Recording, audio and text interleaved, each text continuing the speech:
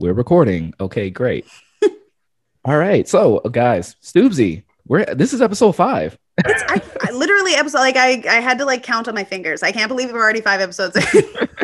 I'm kind of surprised that like do you think we kind of know what we're doing at this point? Because I don't. I would say I've got a vague idea of what I'm Yeah. doing. Yeah. I think I Closer. at this point, like I don't even know what days we film. We just Literally. at this Yeah. point we're just coming together just to have conversations with homies at this point and recording it and posting That's it. part of our charm though, right? That's a good Exactly. thing. Yeah. Nobody knows what the fuck they're doing. So we're a podcast for the people right now. Yes, absolutely. Yeah. And just so y'all know, Stoobsy has a cat that scared the shit out of me last show. That's right behind her, and oh he's my back. god, I just Yes. saw it. Oh my Yes, God. she's our special guest, and our real special guest is the lovely MaceAhWindu. Josh, thank you so much for coming on to talk about Star Wars. Star Wars. Yay. Thanks for having me, guys. I appreciate it. Absolutely. No, it's an honor to have you, man.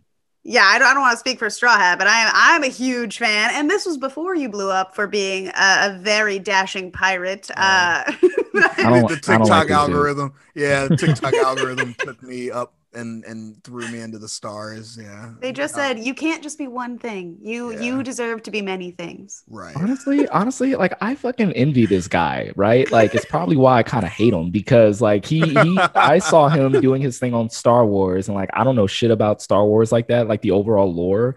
And then he gets famous double time for being a pirate. And I'm like, what the fuck? No like reason at all. You can't have two. You can't have both. I didn't want to. It came out of nowhere.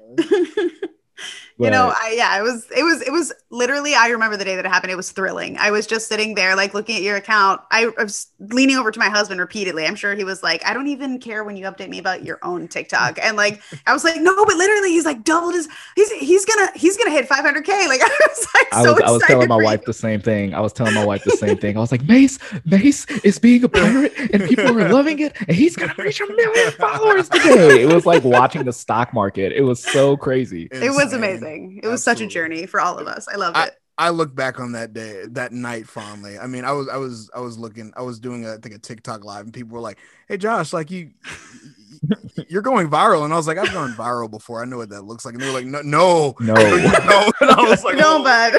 Like, check that video. And I was like, oh, okay. It was like a what? Like almost a 300,000 follower swing in like a couple days. It was insane. I think the video got posted that night. And then by the next morning, it was at like 300,000. So I think 180,000 in 8 hours. It was insane. What was really insane was all the people that immediately got mad at you for not having a pirate cosplay. I got reported. I got reported for like bullying or something. They were like, he lied, so I'm gonna get him banned.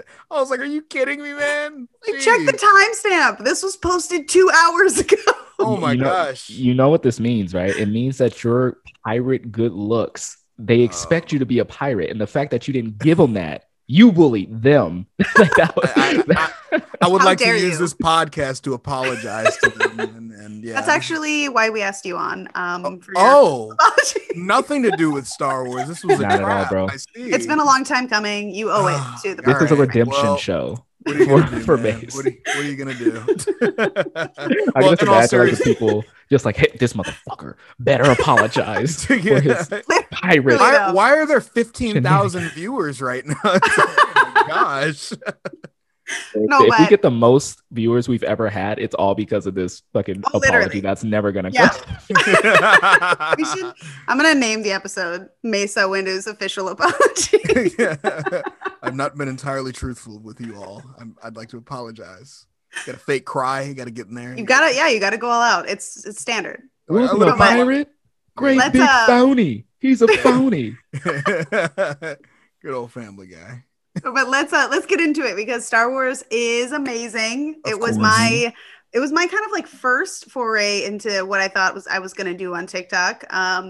And I'm so glad it was because I found so many awesome creators like you, Josh. And yeah, I know Straw Hat, you're a Star Wars fan. I'm a fan. How would you phrase it? Yeah, I mean, I'm a fan, sure, but I'm not like deep into the lore like I am with like the MCU and Doctor Yeah. Who and everything. It's And just you like are I'm a very movie fan for sure. Like I am a Yeah. Star Wars movie fan. I can tell you everything that happens in the movie, but for every like, hey, Luke Skywalker's arc was great in The Last Jedi. There's a well in issue number 8 of Luke Skywalker's journey and Marvel. yeah. Got to be Okay. careful with the Star Wars fans, man. They'll come to your house and be like, "Hey, so I wanted to point out why you were wrong," and it's like, "Oh, okay, got you." No, literally, I would consider myself like a hardcore Star Wars fan, like a fanatic is what I would say. But even me, like I've never gotten into Legends or anything, so like Mm. there's definitely tiers. Like I don't rank for a lot of people. They're like, oh no, you don't. If you don't know who Darth Revan is, then you if you never played this one video game that was released 10 years ago, Right, clearly you're not a real fan. right. And Yeah, you know, but how did I know about Darth Revan? Like how did I know about it? It was just like what's that osmosis? Like just being Probably. around Star Wars fans and then just Yeah. like hearing it in passing. So when I saw that, I was like, well, I kind of know about Darth Revan, but I well, don't you know, really know shit about him. So does that's that make me that's a real fan? that's the beautiful thing about Star Wars. I mean, not to get corny, but like you can there can be any level of interest in Star Wars and you won't be any less valid for it. Like Yeah. I know Mm. that sounds corny, like everybody's a fan, but it's also true. Like Yeah. don't let anybody gatekeep you and be like you don't know who Revan fought in the second part of Kodor. It's like, oh my God, shut the fuck up, Well, please. and Oh there are gosh. people like who have seen, even if it's just one Star Wars movie, 100 times. Like, Yep. if someone has watched the same movie 100 times, how can you try to say you're not a fan of Right. this? Like, it's just That's Exactly. hardcore it's right there. insanity. Yeah. I Like, mean, I've watched all of the films at least 15 times each. Well, Nice. the original trilogy is what I'm referring to. mhm. Like definitely an original trilogy. I've seen all the other ones. I mean, probably in passing, I've seen the prequels at least that many times, like on TV and stuff. So, but yeah, Mm. like it's just hilarious to me the amount of the amount of semantics that people get into about like what matters and what doesn't matter, and trivia But quizzes. that's not fair though because there's so much Star Wars. There's There's so so much. much. Too Like much. there's novels, there's video games, there's comics, there's movies, there's TV Yeah. shows, there's spin-offs of those TV shows. So when you have that one person who's like, I've seen and read everything there is to know about Star Wars ever, and if you haven't done the same thing that I've done, then you're not a fan. Get out of my fucking Right. cantina. And Yeah. I'm just like, Right. I know what a cantina is, so can I at Right. least get a seat at the table? Can Well, I and drink the blue milk? that's what's hilarious too is that like it's the whole idiom of like nobody hates Star Wars like Star Wars fans. It's like, well, okay, you know everything, but you're clearly not enjoying yourself, which I think is a Right. key Right. component to being a fan. Right. So You don't sound like you're having fun. So why are you like what's the They point exactly, make it sound like then? a burden. It sounds like the biggest exactly, burden. exactly. It's like something. It's a curse that you're born with. Right. So I no, didn't but want to Josh, read everything, but I what? did. Yeah, I did it. You must respect me now.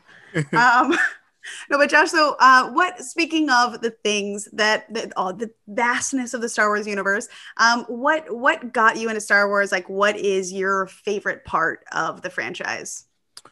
Probably just the sense of adventure. I mean, ever since I was a little Mhm. kid, like the whole idea of going into space, and I'm actually terrified of physically going into space, but like the idea Same. of being able to like be stuck in this boring little life that you have, like the Luke Skywalker story, if you will. Like you're Yeah, Mhm. stuck on this planet, middle of nowhere. You love your family, but you always want to go out and explore and see the galaxy. And then when you go out and see it, you're meant for great things. I just love the whole idea of like this almost destiny that you have to see the world, see the universe, and that always was the core element of loving Star Wars for me. So yeah, I love I mean that. that's a great part of it. It's yeah. the twin sons, right? It's like the whole Mhm. like Luke that like to me that is Star Wars. That Like is Luke Star Yeah. coming out Wars. of a fucking farm in the ground to Yeah, look Yeah. up bust to look bust. to the stars, right? Yep, That right there, you sweating know, his ass off all sweating day, his ass off. Like I thought boring I was as good. hell, I was and he's trying to go like, to the Atashi stations to pick up some power yeah, converters. Like king of whiners, and just like, Oh oh my my god, gosh, you I, know, like I love that character so much. just the Luke is symbolism the best. of that, right? Of just like literally him coming out of like a literal dirt house to like Yeah. look to the twin suns and says, I want to be out there someday. The anytime I think of Star Wars, that's exactly what I think about. And I think like Yeah. that is what every hero is kind of like almost based off of since that's happened. Right. Definitely. Star Wars is mythic, you know, like I think that that's why it frustrates me so much when people do try and break down the characters and the stories and say that some are more deserving than others or some are, you know, objectively worse than others. I'm just like Star Wars is incredibly basic storytelling. It works because they build this incredible world around it and you fall in love with the characters, but it's not a complex story. It's not like literally like a character having midichlorians so that they can use the force is like, okay, midichlorians, man. This is just a thing. Like you don't have to earn it. Like it's the universe is choosing who. So like it's hilarious to me because literally it's like you're arguing about like gods being imbued with power. It's like, what? This is And you know, I found like Star Wars to be more interesting when it talks about like just the normal people who can become heroes. Like when you look at the original trilogy, Luke Skywalker is a normal guy. Like people forget before the Darth Vader reveal, before the legend of Luke Skywalker, before he was being deemed as, oh, this is not my Luke Skywalker in Last Jedi. He was just a farm boy who like was called upon to like help fulfill this destiny to go on this grand adventure. And people forget that in that movie, save for like Princess Leia, Luke Skywalker and Han Solo are just normal dudes that are just kind of like in over their heads. Like I love the fact that they're like, hey, let's go into this giant death machine that's the size of a moon.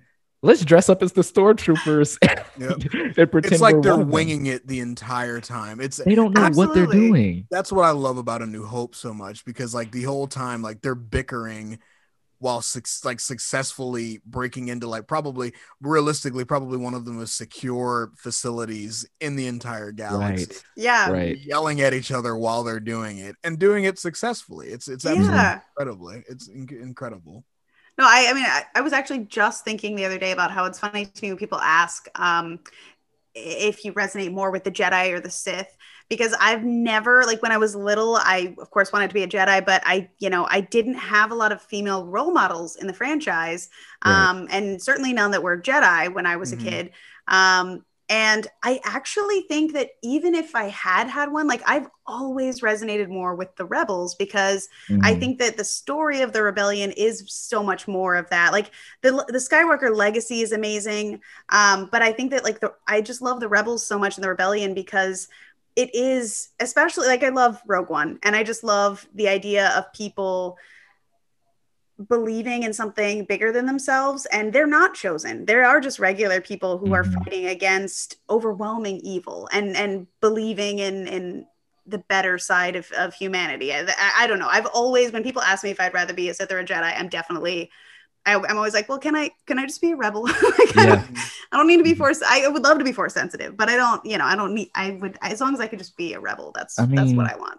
To add the sports reference, not everybody could play on the varsity team. Not everyone could be the star player on the varsity team. Like you need, and I've never felt like a chosen one, like like everybody's like, can we like normalize like being okay with being like a supporting player in some things? Like be the best you can be, but you don't have to be like the star of the show, right? Like if Luke and the Sith want to like be in the spotlight and kill each other and all that, hey, I'll be right here to push whatever button you need me to push, because you need those type of people. Like I find Star Wars like 10 times more interesting when you get to know like the smaller known people. And when you really think about it, those people are the ones who usually become like legendary, like Porkins, what's his name? Wax Shipley? I don't know.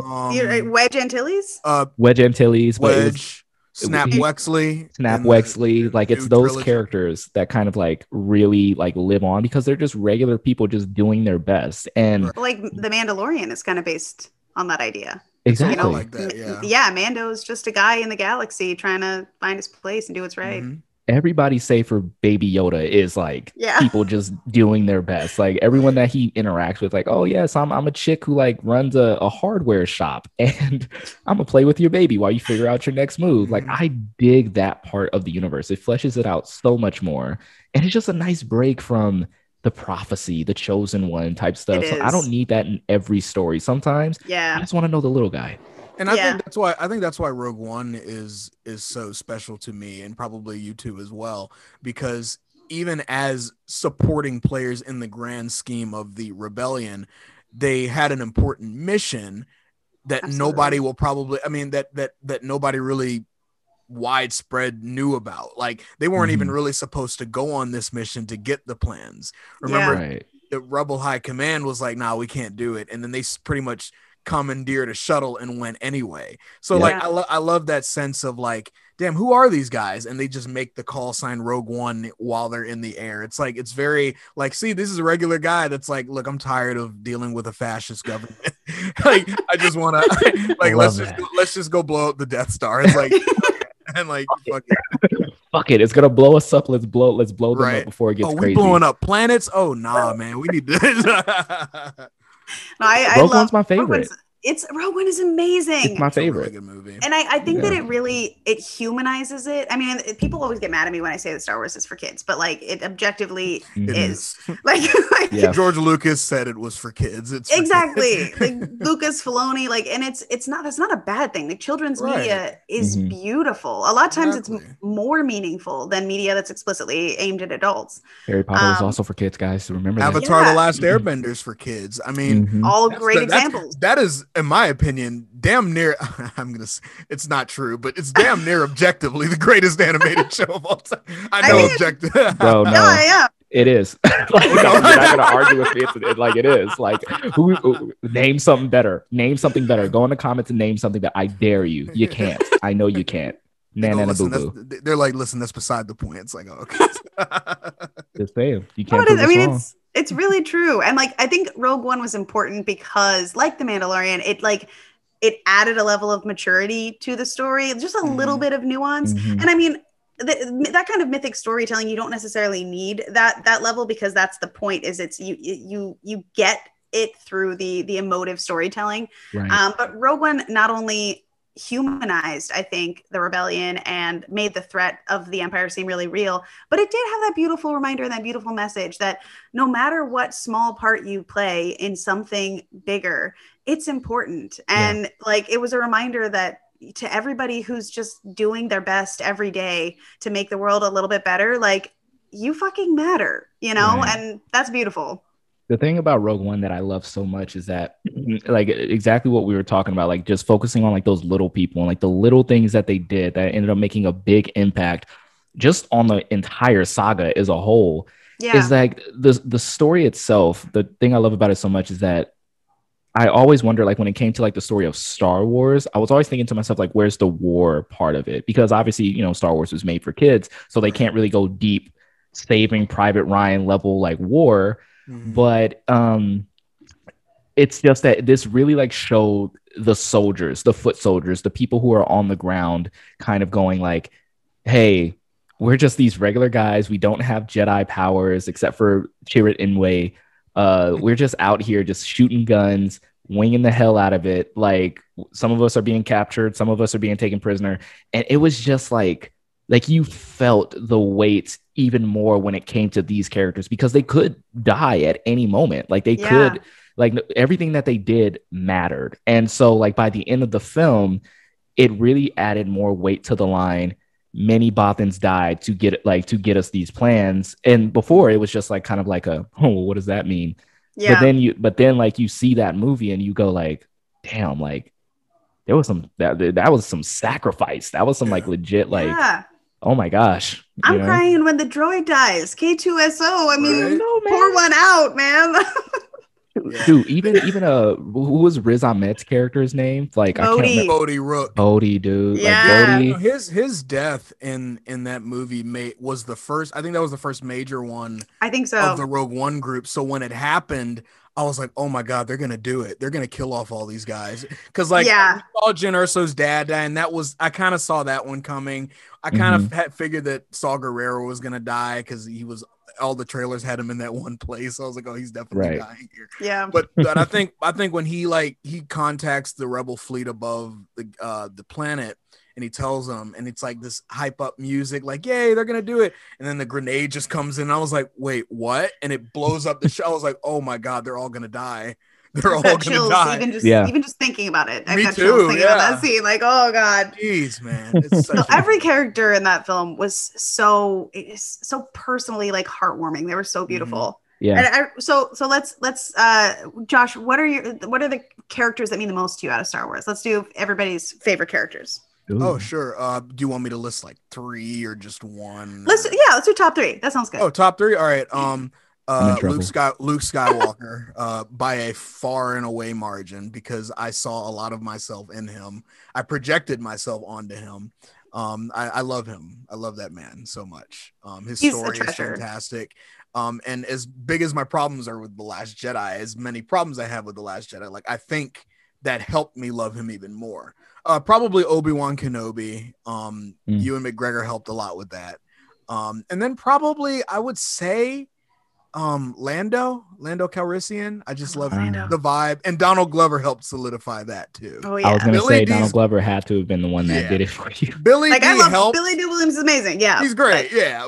But Donald Glover, I was like, oh damn, he's gonna be a heavyweight now, man. You can't compete. You just can't compete with Childish Gambino. You know, like do we think he's better? Do we think like, are we gonna sit here and say that Donald Glover is better than Billy D. Williams? Because I will. Oh, okay. I will. Give me another. I feel like that would be committing blasphemy. Like that's a hard one. As much as I mean, everyone who follows my page knows that I am a huge simp for Donald Glover, but I cannot disrespect Billy D. Williams like that. I'm gonna say that they're equal tier. I'm gonna say equal. Okay. I'm trying to That's think, fair. like, because like my grandma reveres Billy D. Williams as like this larger than life figure. Like that's the only reason she watched Empire Strikes Back. She saw that he was in it and she watched the whole movie. But I gotta say, like, it's probably at least a tie. I need to see Donald Glover as Lando one more time before I can really decide. It's really close though. He's a really good Lando. He's so good. He's a great Lando. It was surprising. I wasn't surprised, but at the same time, you're thinking to yourself like, this is Donald Glover, like Childish Gambino. We live in a world where Childish Gambino himself is Lando Calrissian. I'm still waiting for the announcement that he's going to be in the Lando show. Disney, for whatever reason, won't confirm any details about the Lando show. I'm dying for that information. So Disney, if you're listening, please just slide into my DMs. You don't have to make it public. I'll keep it a secret. Just tell me that my dreams are going to come true. Insider Jstoobs has the scoop on the upcoming Lando show. Honestly, what I want is, I really want this. If they're not going to do like the Lando show with him, at least an episode of Atlanta where a whole episode he's Lando Calrissian. Oh my God, I'm okay with that. I will accept that. I will accept that. But you know, another person had a really good idea. I really like this idea. They said, why don't you bookend it? Have Billy D. Williams treat it like the Chronicles of Lando Calrissian, that he has like like almost a journal, like he tells all of the grand stories. Make him an unreliable narrator like Harley Quinn is in the Fantabulous Birds of Prey. Have it be like that, where he's telling the story like, and I fought 20 stormtroopers, when it's really him running for his life from something. And it's like, I would love something like that, where Billy D is telling the story and then in the flashback it's Donald Glover. That would be insane to me. Especially if they framed it like Billy D. Williams sitting his version sitting in like a cantina somewhere in Tatooine, like having the episode start out with him saying that crazy shit and then flashing to Donald Glover not doing the crazy shit, just doing the real version of the story. And like he's like he's doing something like so I tricked him out of millions of credits or something like that, and it's literally just him like losing all of his money or something like that. Like, oh, God. This is a good pitch, Disney. If you are listening, hit us up. We'll help you out. No, but seriously, Disney, please, like, for the love of God, like write that down. Don't pay them. Write that down. So, what about you, Straw Hat? Who are your favorites? It's funny because I've never thought about this question like at all before. So I was like, I've never thought about this question until you asked it. So, but I got it. Okay. So, no particular order. Luke Skywalker. because Awesome. I feel like his completion in The Last Jedi was a perfect end to his character. Yep. And it was the first time I saw like a character in Star Wars like actually progress into an arc beyond the arc of that movie, where that just made Star Wars characters felt more real to me. Because I think you've already hit the nail on the head, Stoobsy, is it's mythic and it's hard to kind of like attach yourself to like mythic characters unless you humanize them. Yeah. And Last Jedi dealing with Luke Skywalker shouldering the weight of being the mythic Luke Skywalker and then being brought down to earth as this kind of like world weary, beaten down soldier who doesn't want anything to do with it. I just love that so much. So Luke Skywalker is definitely high up there for me. Han Solo, for you know, he's the everyman trope. He's the guy in the universe that's like, what the fuck's going on here? Like we're talking about the Force. Like I got a gun. He's like the Hawkeye of the Star Wars universe. Like he gets shit done and he's super valuable. And even while being valuable, he's like, it ain't that kind of movie, kid. Like it's just the Harrison Ford of it all. And then 3 is Kylo Ren. And I know he's like a newer character, but I've always said this. I believe that Kylo Ren, in his first appearance, it was way more interesting of a character, a villain, than Darth Vader was in his first appearance. You have a guy with a dark cloak, scary black man running around like, give me those plans and I want them now. And you're like, oh shit, that guy's bad news.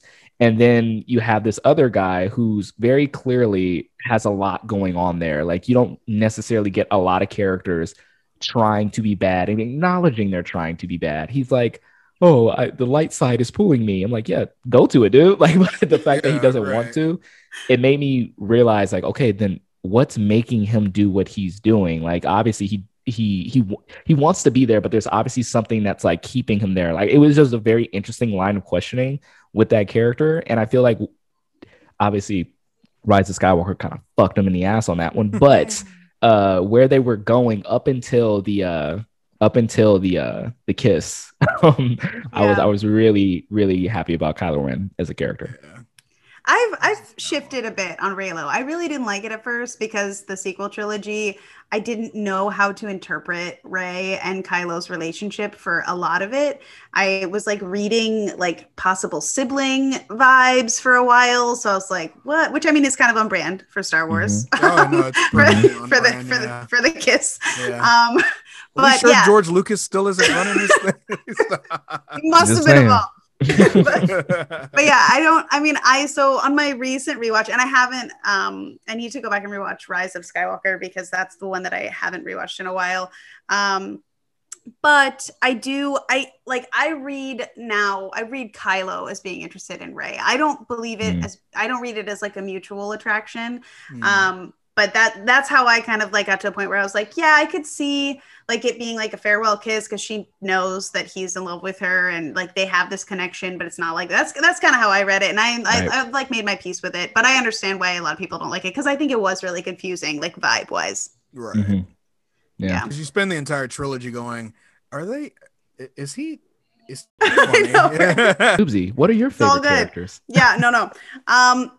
It's actually, I was really noticing when we were talking earlier, I think it's really great that Luke is in all of our top 3s because I don't think that Luke gets the love that he deserves. Disrespected. But yeah, no, Luke, Leia was always my number 1. I love Leia so much. She like literally guided me into adulthood as a child. I love everything about her. But yeah, Luke, I always really liked Luke. When I was younger, I didn't respect Luke like I should have. I was a stupid kid. And I was like, no, he's whiny. And yeah, when I got older and started watching the movies more, I loved him. And then The Last Jedi like fully moved Luke up to like a tie. I say like a tie for first place. Like I consider like Luke and Leia like they're twins, you know, so I think that counts. They're tied in reverse ways. So I'll count that as 1 and 2, even though it's like a tied position. It's really hard for me to pick a third because there's so many characters that I love. Like I do love Rey, and God, I love Lando so much. I think Lando, like I love Han too, but I think that Lando doesn't get the credit that he deserves. I love Lando. Right. But realistically, and I also love Cassian. Fuck, I'm bad at picking favorites. Everybody knows this about me. But if I like probably ranking, I would probably say that Jyn Erso is my number 3. I just relate to her a lot. And I love Rogue One. I love how emotional it is. And I think that Felicity Jones, that's her name, right? Felicity Jones. She does such a good job of conveying really, really complex emotions, like just through her facial expressions and her body language, because she's like a very quiet character. Right. And yeah, I just think that she's just like so expressive, and her character is like a deep well of emotion, even though she's like, it's very little of it makes its way to the surface. Yeah. So She was too advanced for me. Like I had to watch her multiple times because I've watched Rogue One multiple times, but I didn't dig her performance the first like 3 times I watched it. Like to the point where like I hated it. Like the whole like this is a rebellion, right? I rebel. Like her face just always like rubbed me the wrong way. That teaser trailer almost ruined the whole movie for me because I was like, hey, she was like, this is a rebellion, right? I rebel. I was like, bro, get this shit off my screen. What the exactly? Fuck is this? It was just I was so mad. I was like, I hope it ain't this, bro. But dog, I gotta say, and I wholeheartedly agree with you, Jen Erso is fantastic. I wasn't sure about her until we got to the part where Galen Erso sends her the recording and she starts crying. That acting was had me trying to cry, and I didn't even know these characters. I was like, that was it. That was it for me right there. Like it was always there that picked up for me. I was like, damn, like I get it now. Like she did a lot of suppressing because she was hidden. She was forced to be like very low key and underground. So it only makes sense that like that her personality was always being masked by other things. We never got to know the real Jen Erso because Jen Erso never got to know Jen Erso. Yeah. So like seeing her like open up to this motley crew of people, then and exactly in that scene you start to see those cracks like finally break. But by that time, like shit started going down, so I didn't really care about her performance. I just kind of left it like I fucking hate it. But then like the more I watched it, I was like, okay, Felicity is actually fucking like pretty dope because I think really she was nominated for I think the other what was it? It was the movie with Eddie Redmayne. Stephen Hawking. The Theory of Everything. Yeah. Yes, the Theory of Everything. She was nominated Beautiful. for that. And so I had to revisit Rogue One. Like, why is she not? Her acting's not. Oh, wait. Okay. Oh, wait. No, she's actually pretty good. She's actually pretty good. And I mean, again, my trauma, like, doesn't it always come back around to my trauma? I literally, like, as a kid, like I moved around a lot. I went to, it's been a long time since I've thought about it, but I think it's like 11 different schools from like kindergarten to 12th grade. Wow.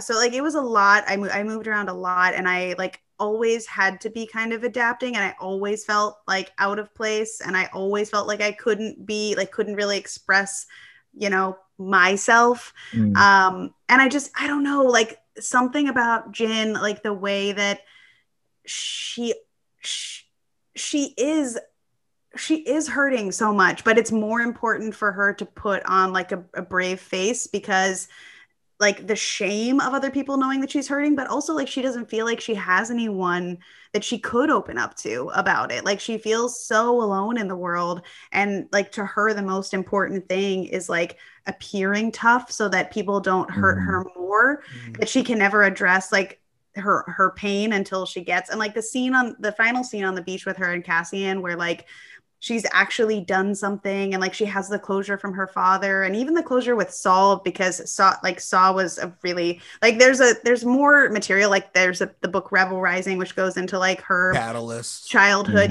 stuff like that. And I think the movie does a great job of laying it out, but there is more material that like shows like what a traumatic past she has.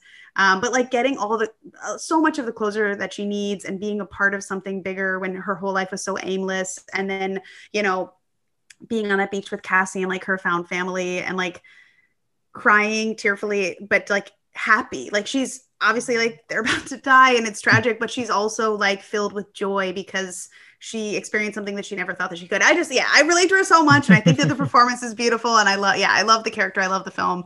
There's so many Star Wars characters that I love, and I'm notorious for people, my followers ask me like, what's your favorite character? And I'm like, don't ask me that. I hate making lists. But so that's my long answer to that question. Surprise. My favorite character is the mouse that was on the Death Star, the little tiny robot mouse. that This saw is the correct answer. He's that cute. it's super cute and probably the realest character in that entire franchise. He saw Chewbacca and said, "Nope, I'm out. I'm out of here." I would argue that the realist character is Salacious B. Crumb, but that's just me. The man Teach me. is a legend. Who is that? He's the guy from Empire Strikes Back, the little like rodent looking like alien that like has that like, like chilling little laugh. Chilling on Jabba's shoulder. Like fully like a Muppet, but he's a like, Muppet. Yeah. He's a Muppet, right? The Muppet dude. He looks like Gonzo, but with a beak, like with a legit Yes, beak. absolutely. Okay. Yes, I mean, yeah. he was like that. He always just came out Exactly. like, yeah. He was like the hype man. He was like Jabba's like hype man. Just kind of like That's literally what his role was, definitely. Yeah. I didn't know his name was Salacious Crumb. Salacious B. Crumb. He has a middle name too, and Salacious B. Crumb. Oh yeah. No one knows what I the B need to know stands what for. his middle name is. Salacious Bernard Crumb. Yeah, I was gonna say Bernard. I fucking love it. That's gotta be it. I love it. All right, so going into the next topic, and I feel like I had a whole like 10-minute topic of like the Star Wars fandom, like what makes Star Wars fun to talk about, like why are we close to it? But I think we've already kind of covered that already. We just proved it. Just proved it. So I don't think we need to talk about that at all. Like, guys, the treasure was the journey all along. It's one of those type of situations. Yeah, but exactly. Let's talk about why the people are really here. So apparently, there's a new show on Disney Plus coming out called The Bad Batch. I don't know shit about The Bad Batch, like at all. And apparently people are super excited about it. Why? Tell us, Josh. Well, so the thing about The Bad Batch, so quick backstory. I don't want to go too long into this, but the general backstory is that they are unaltered, physically unaltered clone troopers. So they're still clones of Jango Fett from the prequel trilogy, but they didn't get they don't look alike. They look kind of like Jango Fett, but they look like they've been altered a lot.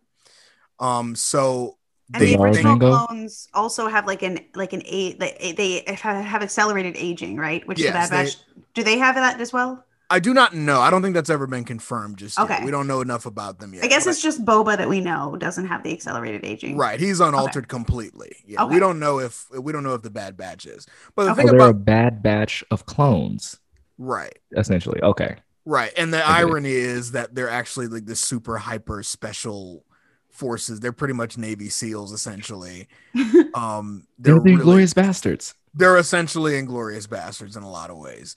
Awesome. But why the show is so interesting, they're interesting characters, but why the show is really so interesting to a lot of Star Wars fans is because it's covering an era that we really haven't seen on screen before. We've seen it in books, we've seen it in comics, we've seen it in certain parts of TV shows, but we haven't seen it full on display. And that is the early days of the Galactic Empire. Oh. Think right after Vader goes, no, like we see the first year after that.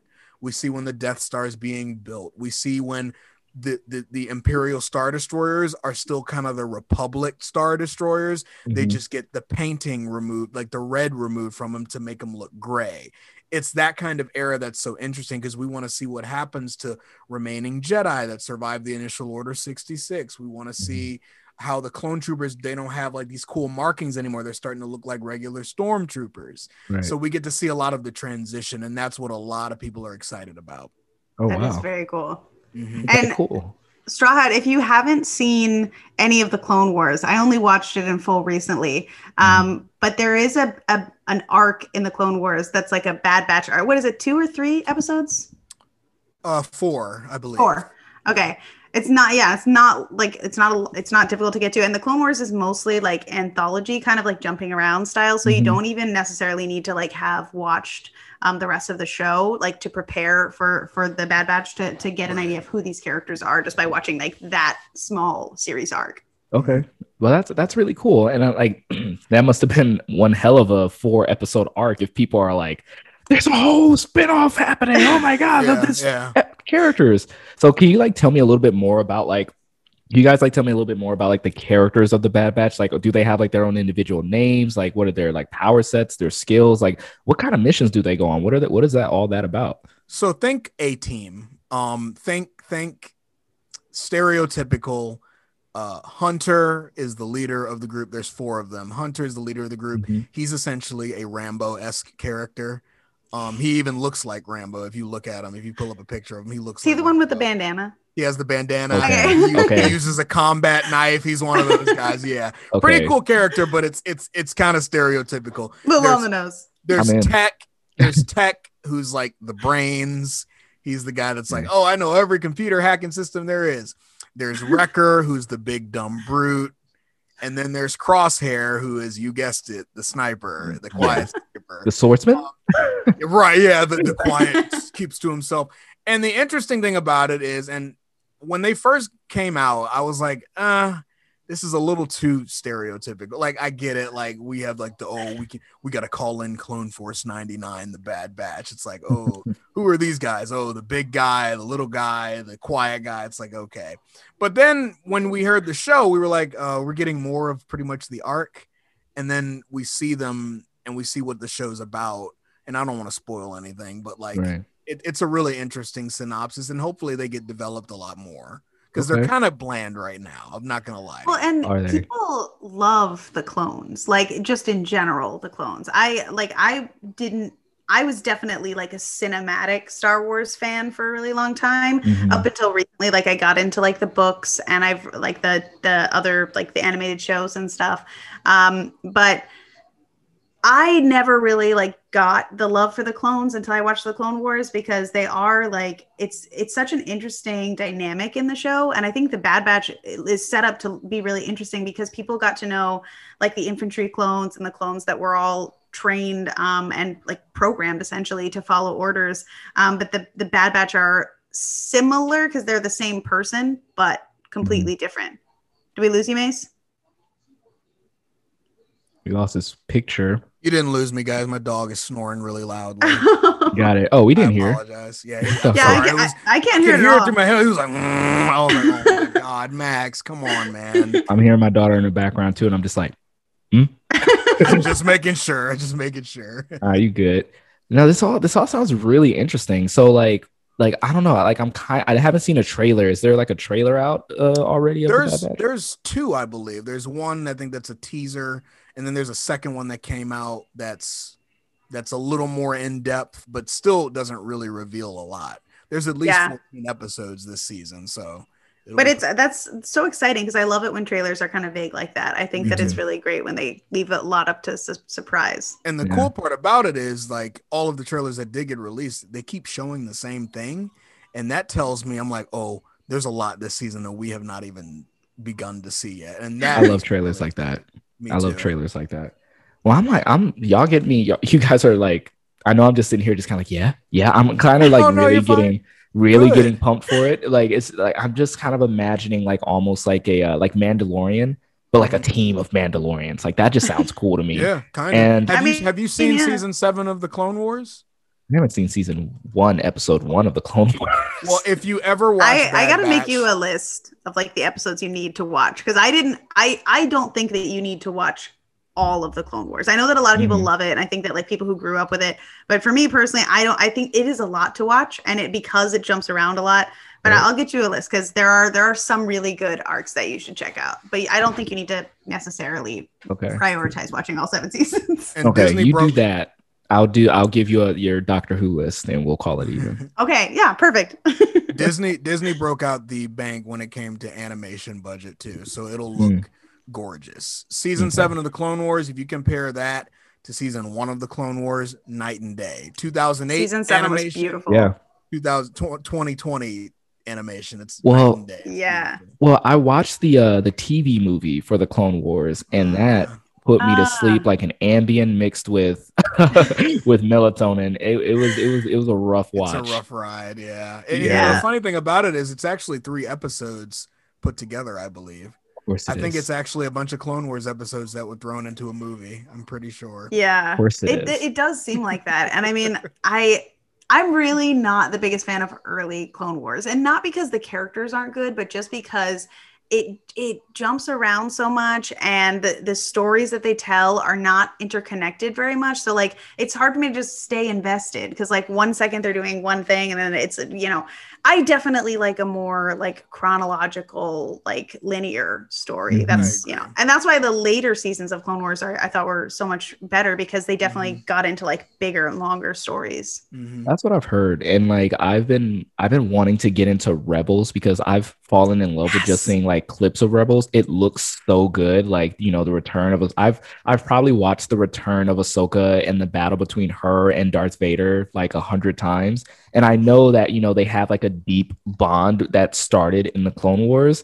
And so like I can feel the emotion from that fight, but I felt like I was still missing like pretty much all that backstory that came in the Clone Wars. So I'm like, damn, I can't go into Rebels without watching Clone Wars, because then like I want the context. I want all the context of everything. So I've been me not watching Rebels like needs to be remedied by me watching the Clone Wars. So this is helping a lot. This is really getting me excited to watch it. Let me ask you, Straw Hat, what is your favorite Star Wars era? Like, what's your favorite trilogy? I'm a big like original trilogy fan, mostly because like when it comes to talking about just film, like the original trilogy is just something that like changed the game, not just of like storytelling in general, but just like special effects and the hero's journey. That's like the perfect example of it. The characters, it just feels like golden age like Hollywood, and not it's like experimental Hollywood, where it felt like for the first time directors are like kind of like taking chances on themselves, and like it paying off in a big way and creating like this huge gigantic phenomenon. Like Star Wars was like one of the biggest phenomena, like one of the first phenomenon that we've had. So like watching that original trilogy, I felt that. Whereas like I know how you feel about the prequels. I feel very much the same way, and I kind of caught on to this as a kid. It just kind of felt like a cash grab used to sell toys. And it just didn't have the magic for me, I think. And I mean, like, again, I do think it's heavily dependent on like what kind of nostalgia attachment you have to them, because even the original trilogy is not perfect. But I definitely like it wasn't like it just didn't hit me in the same way, and it was just different, like George Lucas doesn't really know how to write women, but Carrie Fisher, being the lead in the original trilogy, was able to take such command of the character and help him. Like all of the actors from the original trilogy, like were like, "Hey, I can't say this line because a human being wouldn't say this out loud." George, so, this is ridiculous. Please. Yeah. And so like so much of Leia was Carrie, and I just think that made her so incredible. And it wasn't the same for Padme. Story arc, as well as like the actress being able to be so commanding, which I mean George Lucas was more powerful at that point. So like I mean I don't blame Natalie Portman for not being like, hey, I'm 19, George Lucas, this is crazy. Like, if I'm a 19-year-old and I just got pretty much the movie deal of my life at the time before I became an Oscar-winning actress, you can tell me to dress up as a plant and I will dress up. Absolutely. At this point, you're just doing it for the exposure. At this point, it's just all exposure. And for better or worse, like some people got the exposure and it didn't pan out as they thought it would. Like, sorry, I can't even remember his name. What's his name? Lloyd, the little boy who played Jake Lloyd. Jake Lloyd. I'm sorry, Jake Lloyd. I'm sorry, Jake Lloyd. I'm sorry, Ahmed Best. Like, I'm sorry to the both of those guys. Hayden Christensen. Like, small condolences to you. I'm happy for Hayden. He's getting his second chance with Kenobi. So nice. That's going to be a lot of fun because he seems like after Star Wars, I feel like he was just so in the nicest way because he seems like a really sweet guy. Yeah, he was just like, look, I'm just going to go to my farm in Canada. And I'm going to fuck off for like 15 years. Like, don't get I mean, literally, even George Lucas walked away from his own franchise after the backlash from the prequels. Of course, Hayden Christensen was like, this is too much for me. Meanwhile, Natalie Portman's winning Oscars, and Liam Neeson's just like, hey, I'll get a franchise. I'll get Taken, and everything will And it's funny, Padme, Natalie Portman, I remember there was some weird article that came out shortly after the prequels, and they were like, she said that Star Wars almost ruined her career or something. I don't know how true that is. She may very well have said it. I don't know. But I remember they asked her shortly after The Force Awakens came out, and it made like $2 billion. They were like, "Hey, would you ever come back?" And she was like, "Oh yeah, sure." And I was like, "Oh yeah, of course yeah." you would. I mean, why would you not? Right? I mean, Yeah. she's one I'm of. desperate for her to be in the Kenobi series. I think I would that love character it. I would like that needs too. some more elaboration after what happened to her in Revenge of the Sith. Oh my gosh! Yeah. Like here's As much. my. Go ahead. I was gonna say, here's my issue with the prequels, right? It just felt very soulless to me. Like the thing that got me really excited about the sequel trilogy is that it felt real. It felt like a real world that was lived in. They were going back to practical effects. They were pretty much like almost treating it like the prequels didn't exist, like a true sequel to the original. But with the prequels, it just felt like it felt shiny. I hate movies that just feel shiny. It's a big reason why I didn't like the first Thor movie, because they're just living in a dome that doesn't look like a real place. The Clone Wars, the battles just felt like no low stakes, because they're literally fighting green screen. It's green screen soldiers fighting green screen robots. So you're just thinking to yourself, yeah, whoever gets shot, I don't care. Oh, there's Jedi in the middle of it. Cool, I guess. And just the whole George thing Lucas definitely got carried away with CGI. He did the same thing to the original trilogy, going back and trying to change things. He got it in his, he was just like, he thought it was magical. I understand being someone like born in the time he was born and seeing CGI come to life and then being like, oh, this is cool. Like, I get that, but like a little too carried away. And I'd argue in a lot of ways, in a very minor defense of George Lucas, I'd argue that his obsession almost with the CGI that he eventually put into the prequels, I think in a lot of ways really helped a lot of cinema going forward after the prequels came. I think his willingness, and I'm not saying this is what he always planned. He probably thought it was going to look absolutely amazing, but I think his willingness to jump into it and throw everything at the wall helped a lot of future directors go, okay, I know how to do that. I know how to not do that. I want to do it like that. That looks ugly, so I want to try it this way. For sure. I think the fact that it kind of went into the 21st century like that, I think that helped a lot of future filmmakers. Yeah. Well, I think at the beginning of the 21st century, like CGI, like what they were doing with CGI was just so like, this is new. Like we got to use it as much as possible. Like you guys have seen The Matrix. That CGI today is not really that good looking, No. but it was still revolutionary because like it was the best at using CGI in that way. But just before that and a little bit after, it was very experimental. So like luckily the Fellowship of the Ring was more about, hey, we're gonna use more practical effects, because if they would have went, because it could have been so easy to go the prequel route with the CGI and like everything, and who knows like and where Peter that Jackson franchise could have been. He was adamant to use as many, like he wanted to make Lord of the Rings for years before he actually did it, and he only like decided that Gollum had to be CGI, and he saw the technology improving and said, now's the time that we can do it. But he didn't use it as a crutch. Like he used it for something that he could never have done before, but he knew that I can do everything else practically, so I should do everything else practically. And I love, it's such a balance. It's such an important balance to know, like, I think the best CGI is used in tandem with practical effects as opposed to instead of, like the worst words I can hear on a behind the scenes is like, we'll fix it in post. Like, no, fix it now. That's a warning sign right there. You're like, it's a warning sign. This is gonna look like trash. Oh, if it doesn't look good now, fixing it in post is not gonna help. Exactly. Like I usually find. I'll tell you what held up extraordinarily well. Oh, I'm sorry, Jstoobs. Were you talking? I'm sorry. I was just gonna say, I know that there's a lot of prequel fans out there, and I do like. As much as I don't love the prequels, what's amazing about them and about George Lucas's vision is that it still is magical. Like even if there are aspects of each of these trilogies, because I feel a little bit like, I feel like the original trilogy was catching lightning in a bottle. And I think that there's so many components. I just had this conversation with my dad the other day about how if John Williams hadn't gone so hard on the score for the original Star Wars movie, that it probably never would have gotten a sequel. Like John Williams probably is the reason, like that incredible score.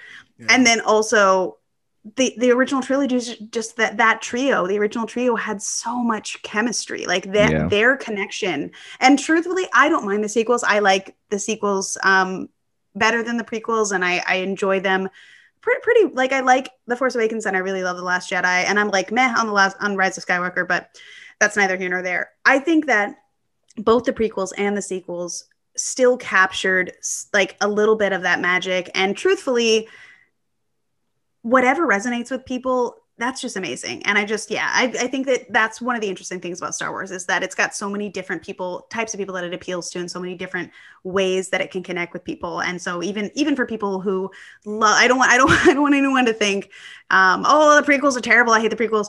I think that everybody should be able to connect with Star Wars however they connect with Star Wars. And I think that the more the merrier, more to go around. But yeah, okay. So all right, guys. So we're winding down into the episode of Geeks of the Week. Let's go around and let's talk about like the future of Star Wars. Like there's been a lot of conversation about like, especially like coming from me, should the Star Wars franchise die, or is there like optimism for where it can go? Like, are we in the Kylo Ren camp of kill it if we have to, or do we have some things that we want to see in the future? Like, Mace, what do you think? Well, I mean, I've always operated under this belief that I don't think you can kill Star Wars at this point. It's whether you like it or not, it's probably here to stay, at least until we become old. But I don't think it should die either. I'm in the camp that doesn't think it should die either. I think, like with a lot of things, Star Wars is set in a galaxy far, far away, in a galaxy not like our own. And the beautiful thing about it is you could pretty much do any kind of story, tell any kind of story that you want through the lens of anybody you want. It can be an average everyday person living on a farm. It could be in a space Western, a Western that's simply set in space. And I mean like a spaghetti Western, like Clint Eastwood type stuff, just happens to be set on Tatooine or something like that.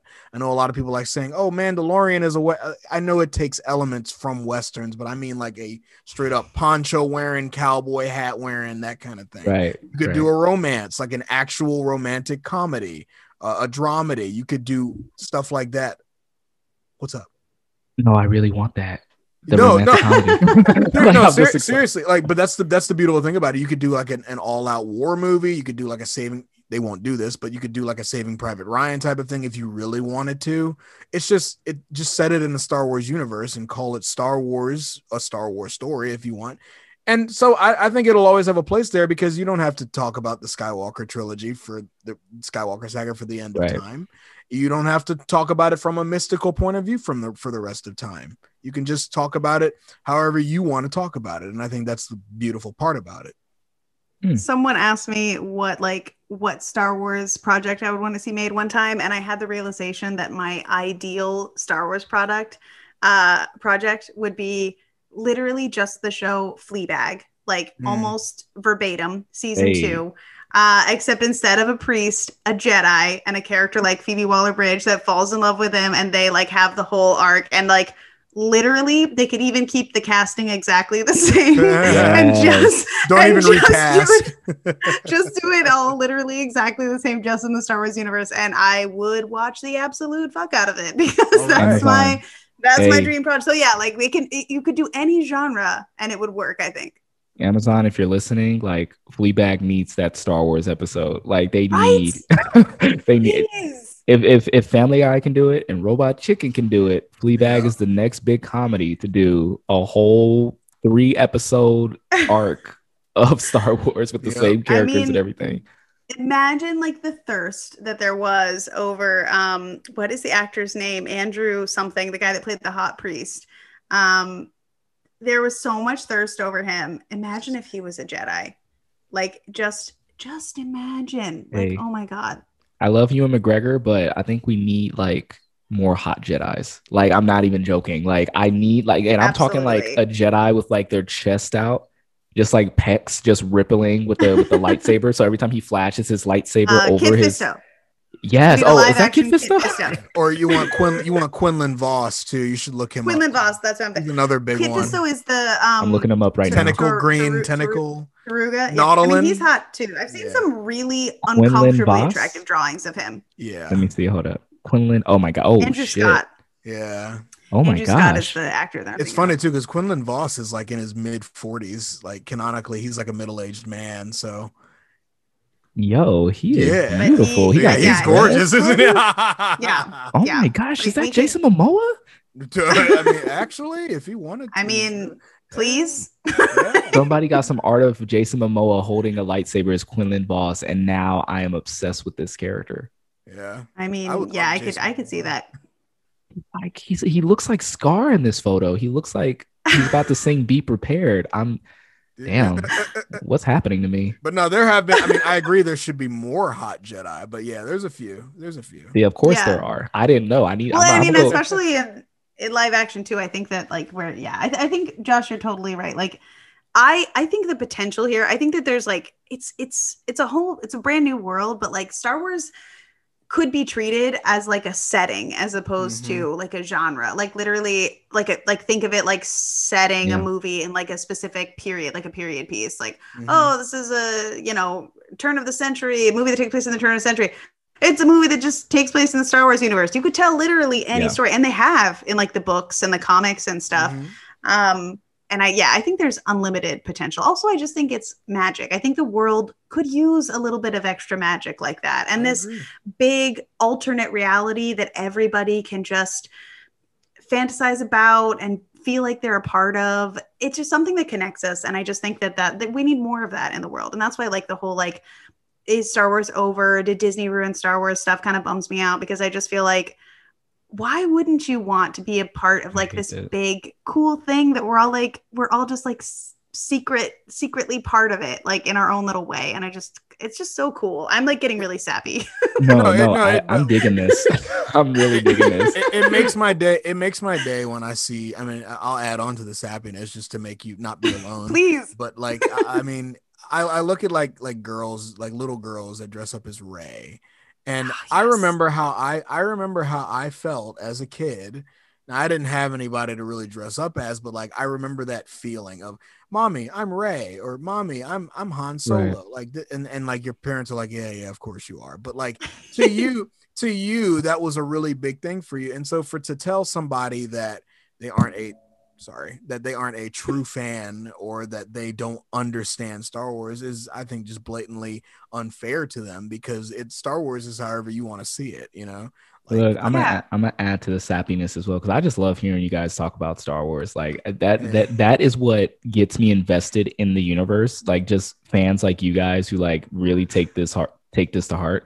I worked at Disneyland when it was announced that they were making new Star Wars movies. I was there the night they announced it, and then the very next day I worked in merchandising, so all the shelves were filled with nothing but Star Wars stuff. So I was like, it was insane to just kind of go throughout that whole process.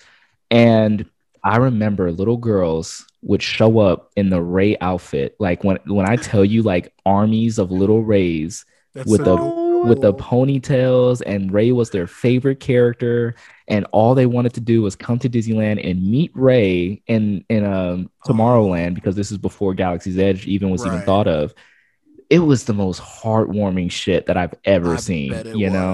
Like it like, so to like look those type of people in the eye and just say like, oh, you're not really a Star Wars fan. And mind you, these are grown women too. It's not just little girls. These are just people who now have a protagonist, a new like hero in the Star Wars universe.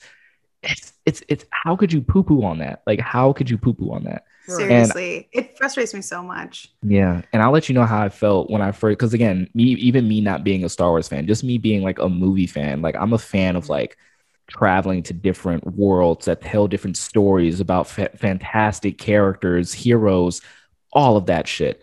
And I remember when they first showed the trailer for The Force Awakens, I'm not gonna lie to you, I cried my eyes out. Like, I was one of those, I saw it in the break room, and I was in the corner, literally just like shedding tears, just like as soon as you hear the Chewie, we're home, it's like, oh my gosh, like this is like, and it was just not only the line of like, oh, Han Solo and Chewie are back in the franchise. It's like, Star Wars is now back to doing what Star Wars was made to do. Take you to these great places, take you on these journeys with these great characters, make you believe in something that's just magical. And the fact you had the most grumbliest dude come in and say, we're home, you're just like, oh my God. What's the TikTok sound bite where it's like, including in anime, and they do like the little like soy, like, bro, oh my god, why are you? It's like, oh my god, this is terrible. But you know, to piggyback off of what you said about the trailer, I cried too. I cried at a different point. It was about midway through that trailer where you hear Luke talking in the background. Oh. And the direct quote from Return of the Jedi, where he's like, "The Force is strong in my family. My father has it. Chose the Darth Vader mask. I have it." Chose Luke with R2D2. My sister has it. Then he goes, "You have that power You too." have that power And too. for whatever reason, when he says that, and you hear the and I was just like,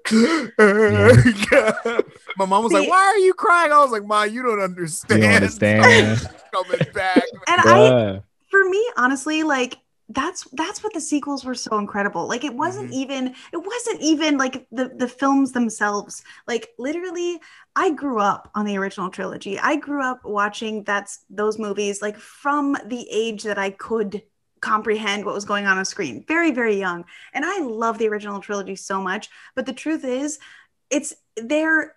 I've never cried watching any scene in the original trilogy. They're not heavily emotional films. They're adventure films, and I love them. And my nostalgia for them is so deep. But they never make me cry. And seeing the trailer for the new movies, like as an adult, like getting to relive this, going and opening night, like I went with my dad, we went to a midnight showing. Like my dad has never gone to a midnight showing in his fucking life, and I'm like dragging him, like we have to do this together. Like it was so beautiful. And like people will shit all over the Last Jedi. I love that movie so much.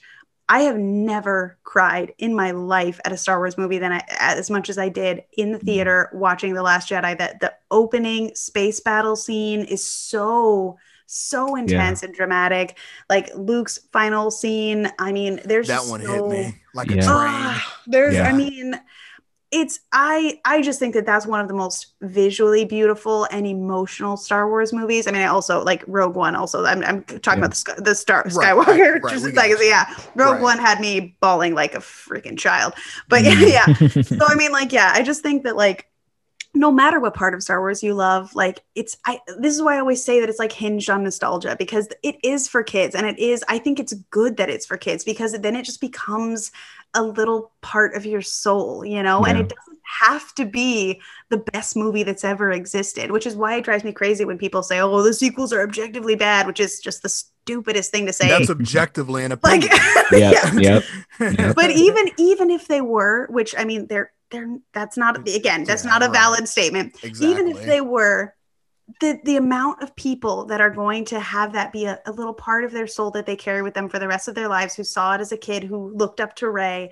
This is the magic of Star Wars to me, is that it's transcended film, it's transcended storytelling. It's literally like a part, anybody who considers themselves a Star Wars fan, it's like a little part of you. And it's so beautiful. I love it so much. I think we should end the show on that note, because that's a great way to end it. That's a great way to end it. I had this whole thing of saying like, oh yeah, this is where I was gonna say some dumb shit like, oh yeah, I want to see like a Cheers type of Star Wars movie where they're in the cantina and somebody's like trying to run the ball. But fuck that. We're ending on Jstoobs' quote, because that right there, that hit. Star Wars. I try to put up a tough face, but I'm like Jenner, so Star Wars makes me a little jelly belly inside. I'm just like soft little, like, yeah, it makes me sappy. I love it. I also encourage you guys to check out some, like, once you really start getting into like a lot of the lore of Star Wars, I encourage you guys to look up some edits that some YouTubers do. Oh yeah. Bro, what's the edit of the Vader and Kenobi fight? Vader and Kenobi, I saw that. It's incredible. There's a guy on YouTube named, and this is probably a plug for him, but he does a great job. But his name is his YouTube name is Heroes Fan Productions, and he does a lot of like, he did like a Superman one. He does a lot of Marvel edits where it's like telling the story of how they got like the road to Infinity War, the road to Endgame. Right. He did one where it was I think it's called "The Greatest Teacher Failure Is," which is a direct quote from The Last Jedi when Yoda gets Luke to get his head out of his ass. And it's pretty much telling the story of like how he failed with Ben and how Luke comes back to being Luke Skywalker at the end of The Last Jedi. Oh, I gotta check that out. I cried watching that one Because I was like, because there's a lot of edits out there that you're like, oh, this dude's like going over the top with like the flashes and stuff. His was just all like parallels, and I was just like, oh my god. And what's it called? It's called the greatest it's a Yoda quote, so it's the greatest teacher failure is. Oh yeah, greatest teacher failure is okay. I'm and like already got it queued up. He did a really good thing where in another one of his edits where he's telling the story of how Luke failed Ben, and Luke's like, and the last thing I saw were the eyes of a frightened boy whose master had failed him. But when he says that, it's when as he's saying that, it's Anakin looking to Obi-Wan after he gets so he's like, the last thing I saw were the eyes of a frightened boy whose master had failed him. And I was like, bro, I started wailing. I was like, no. Look, say what you will about the prequels, but that Obi-Wan Anakin like relationship, you can't beat it. You can't beat it. Greatest fight, I think, also probably in all of Star Wars. That absolutely. Yeah. My God, man. My daughter and I had a lightsaber fight before this show, and I was doing the Duel of the Fates, like theme song.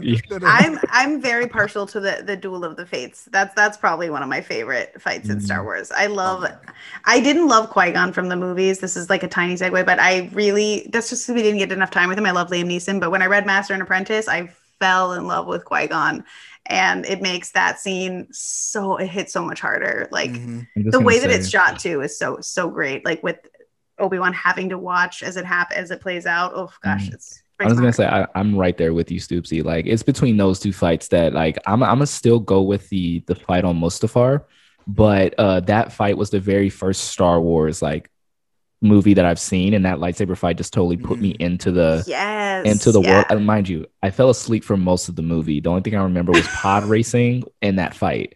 But if those all you remember, those are two good parts. So two great parts. I don't need to know about the Trade Federation and Jar Jar and all that shit. But like I remember like the politics, bro. Fuck the politics, man. I don't want politics in my Star Wars. The prequels do have one of my favorite lines.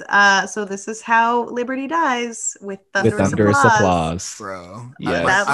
I love when people say, "Can we keep politics out of Star Wars?" It's like, bro, it's literally politics. It's literally politics. It's the whole thing. Yeah. You do realize that Yoda and Darth Sidious fight at the center of the Senate, like it's like they're literally fighting in the Senate chambers, bro. Like they're throwing Senate seats at each other. It's like, keep my Star Wars out.